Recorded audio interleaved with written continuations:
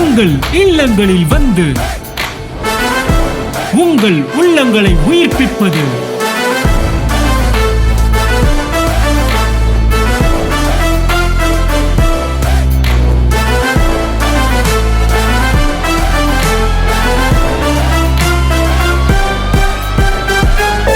உங்கள் channel DJ.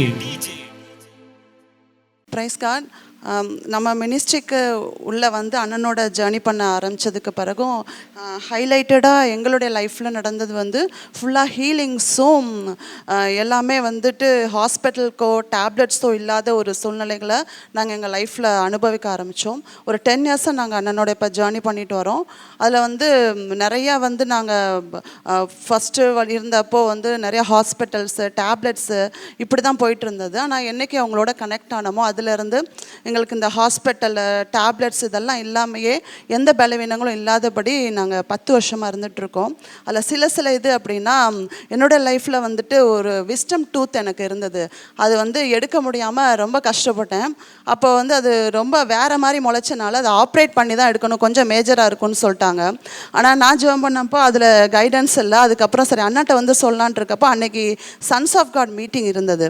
சரி okay meeting முடிச்சுட்டு போய் சொல்லலாம் அப்படின்ட்டு இருந்தப்போ சன்ஸ் ஆஃப் காட் முடிகிற டைமில் முடிச்சுட்டாங்க. அண்ணா பாய் சொல்லிட்டாங்க. அதுக்கப்புறம் டக்குன்னு சொன்னாங்க முடிகிற நேரத்தில் ஒரு நாள் வந்து இப்படி நடந்துச்சு, என்னுடைய டீத்தில் ஒரு அற்புதம் நடந்துச்சு அப்படின்னாங்க. அன்றைக்கி இப்படி பல்ல பிடிச்சிட்டே தான் கேட்டுட்டு இருந்தேன். நான் வைக்க போகிற நேரத்தில் வந்து சொன்னபோது நினைக்கிறேன் அன்றே இதே மாதிரி எனக்கும் வந்து இது ஆப்ரேஷனே இல்லாமல் அப்படியே வந்துடட்டுமேன்னு சொல்லிட்டு ஃபஸ்ட் ரூமில் இருந்து நான் முடிஞ்சிருச்சு, சன்ஸ் ஆஃப் காட் முடிஞ்சிட்டு வச்சுட்டு செகண்ட் ரூமில் போயிட்டு நாக்கு அப்படி பண்ணி பார்க்குறேன், இந்த டூத் என்னுடைய கையோடு அப்படியே வந்துருச்சு.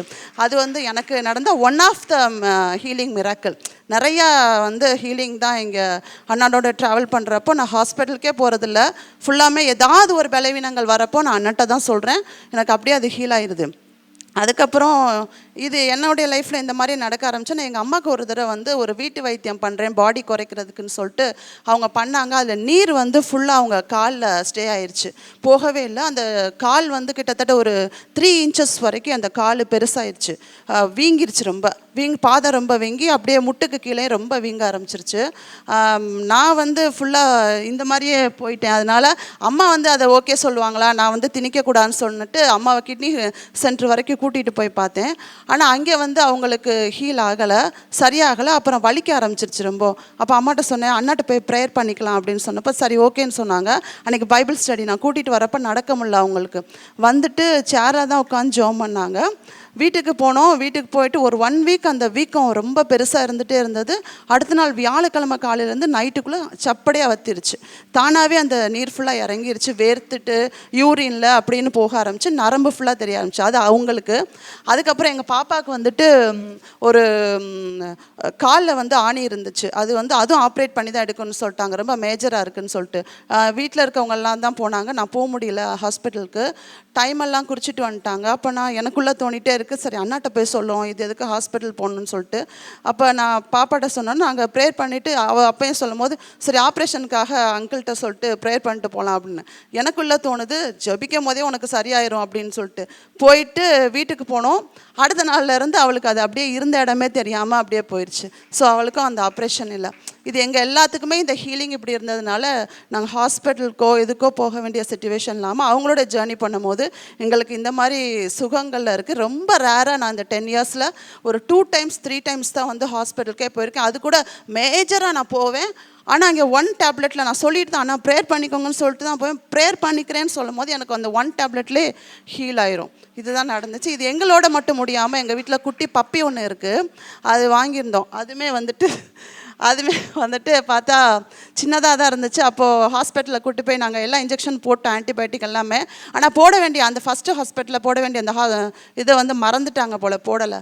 அப்புறம் அதுக்கு பேராவைரஸ்ன்னு சொல்லி ஒரு வைரஸ் அட்டாக் ஆகி ரொம்ப முடியாமல் போயிடுச்சு. கிறிஸ்மஸ் முடிஞ்சு நியூ இயருக்கும் அதுக்கும் ஒரு 1 வீக்கில் நாங்கள் அடுத்த ஹாஸ்பிட்டல் பெரிய ஹாஸ்பிட்டல் போய் காட்டும் போது 70% தான் பொழைக்க முடியும்னு சொல்லிட்டாங்க.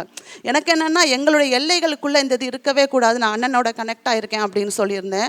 அதுக்கப்புறம் இந்த நியூ இயர் டைமில் இப்படி ஒரு கஷ்டத்தோடு நாங்கள் உள்ளே போகக்கூடாது அப்படின்னு அப்போயே அண்ணன்ட்ட தான் சொல்லி நான் ப்ரேயர் பண்ண சொல்லும் போதே இப்போ சங்கடமாக இருந்துச்சு, நாய்க்காக ஜெபிக்க சொல்கிறோமே அப்படின்னு சொல்லிட்டு. ஆனால் நான் சொன்னேன் அதை, அண்ணா நீங்கள் ஜெபம் பண்ணுங்க அப்படின்னு. அண்ணா சொன்னேன் சார் ஜெபிக்கிறேன் பார்க்கலான்னு. இல்லை நான் நீங்கள் ஜெபிச்சா சரியாகுன்ற நம்பிக்கை எனக்கு இருக்குது அப்படின்னு சொல்லிட்டு தான் நான் கூப்பிட்டு போனேன். டாக்டர் சொன்னார் 70% காப்பாற்றலாம் பார்க்கலான்னு சொல்லிட்டாங்க. நாங்கள் ப்ரேயர் பண்ண அன்றைக்கும் சன்ஸ் ஆஃப் காட் மீட்டிங் தான், கொஞ்சம் முன்னாடி மீட்டிங் நடந்துச்சு. அன்றைக்கி சன்ஸ் ஆஃப் காட் வைக்க போகிற நேரத்தில் அண்ணா சொல்கிறாங்க, மனுஷங்க உங்களுக்கு மட்டும் இல்லை மிருக ஜீவன் வரைக்கும் கர்த்தர் ஆசீர்வதிப்பார், அந்த கவரிங் இருக்கும் அப்படின்னு சொன்னாங்க. அது வந்து எனக்குள்ளே ஓடிட்டே இருந்துச்சு. அன்னைக்கு தான் இந்த டாக் வந்து எனக்கு கிடச்சது. நான் வாங்கலை, எனக்கு கொண்டு வந்து கொடுத்தாங்க, ஒரு பொமேரியன் குட்டி. அதுக்கப்புறம் எனக்கு அதை மட்டும் தான் சொல்லிட்டு இந்த இப்படி ஊழியக்காரர் சொன்ன அன்றைக்கி தானே இந்த டாக் எனக்கு வந்துச்சு, இதுக்கு எதுவுமே ஆகாது அப்படின்னு சொல்லிட்டு செகண்ட் டே நான் ப்ரேயர் பண்ணுறேன். அப்புறம் அன்றைக்கி ஹாஸ்பிட்டலுக்கு நாங்கள் கூட்டிகிட்டு போகிறோம் செகண்ட் டே ட்ரீட்மெண்ட்டுக்கு. இது பயங்கர ஆக்டிவ் ஆயிடுச்சு. டாக்டர் கேட்டாங்க என்ன பண்ணீங்கன்னு. சார் டெஸ்ட் பண்ணுங்கன்னா பண்ண மாட்டேங்கிறாரு, 5 days பார்ப்போம் அப்படின்னு. திருப்பி பண்ண சொன்னோன்னா அவங்களே பார்த்துட்டு பண்ணிவிட்டு என்ன பண்ணீங்க நைட்டு ஃபுல்லாக இப்படி ஹீல் ஆயிடுச்சு. அவர் சொன்னார் மெடிக்கல் மிராக்கிள்னு சொல்லிட்டு 35 years என்னுடைய சர்வீஸில் நான் இப்படி பார்க்கல அப்படின்னு சொல்லிட்டு வீடியோ எடுத்து ஃபோட்டோ எடுத்து எல்லாத்துலேயும் பப்ளிஷ் பண்ணிட்டாங்க. அப்படி நாய் வரைக்கும் அந்த கவரிங்கை வந்து ஆண்டர் எனக்கு அண்ணா கூட ஜேர்னி பண்ணும் போது கொடுத்தாங்க. Thank God. உங்கள் இல்லங்களில் வந்து உங்கள் உள்ளங்களை உயிர்ப்பிப்பது